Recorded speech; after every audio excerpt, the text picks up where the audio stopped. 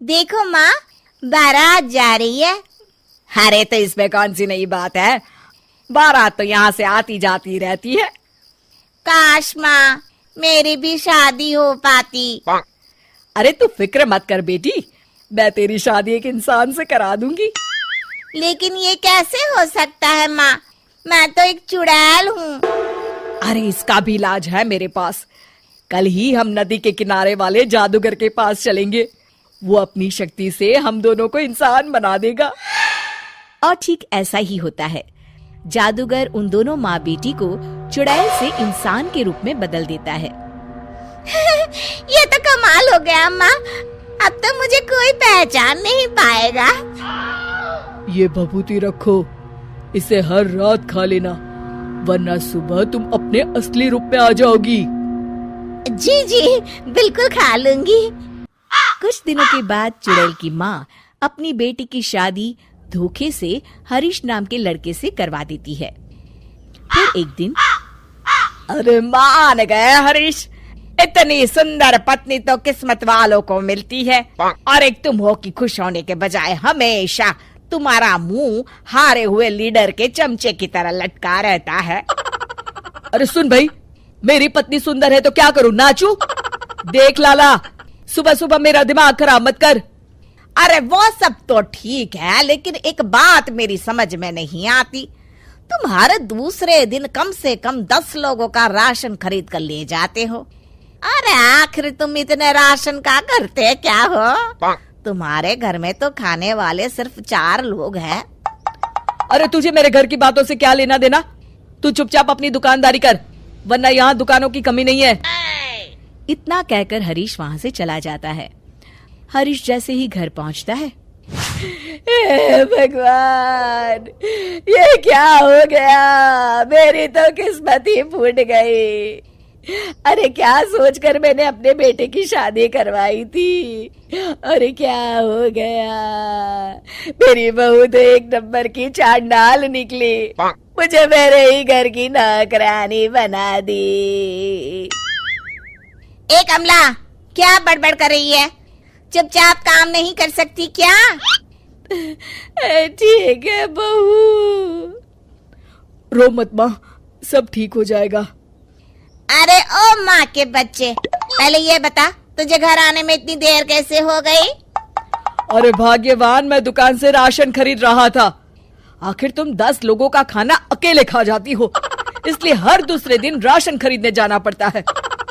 अरे चल ठीक है। ए कमला, फटाफट मेरे लिए खाना बना, बड़ी जोरों की भूख लगी है।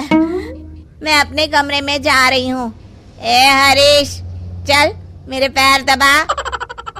मेरी समझ में नहीं आता, ये बहू आखिर हमसे किस जन्म का बदला ले रही है, हमने इसका क्या बिगाड़ा है? अरे नाश पिटी, ये सब तेरी वजह से हुआ है, तुझे ही बड़ी जल्दी थी अपने बेटे की शादी करवाने की। अरे तो इसमें मेरी क्या गलती है जी, जो हर माँ करती है मैंने भी तो वही किया है ना। सही तरीके से जांच पड़ताल तो कर लेती कि लड़की कैसी है, स्वभाव कैसा है। इस तरह आंसू बहाने से अब कोई फायदा नहीं, जो गलती की है अब तो उसकी सजा भुगतनी पड़ेगी। आपका ये भाषण सुनने का वक्त नहीं है मेरे पास, मैं तो चली रसोई घर में खाना बनाने, नहीं तो ये डायन मुझे ही पकाकर खा जाएगी। कमला रसोई घर में चली जाती है। इस तरह हरीश और उसके घर वालों की जिंदगी नरक बन जाती है। कुछ दिन बीत जाते हैं। फिर एक रात, आज तो खाना खा के मजा आ गया। कुछ भी कहो, मेरी बुढ़िया सास खाना एक नंबर का बनाती है। और ये कामचोर हरीश क्या कर रहा है? ए लड़के, ठीक तरह से पैर दबा। आज तो मुझे बहुत नींद आ रही है। इस तरह उस रात चुड़ैल जादूगर की दी हुई भभूति खाना भूल जाती है। अगली सुबह अपनी बगल में लेटी चुड़ैल को देखकर हरीश की आंखें फटी की फटी रह जाती है। अरे मर गया रे, ये क्या, ये भाग्यवान तुम तो एक चुड़ैल हो। तूने सही कहा हरीश, चुड़ैल हूँ मैं, चुड़ैल। अरे मर गया, अरे कोई बचाओ मुझे।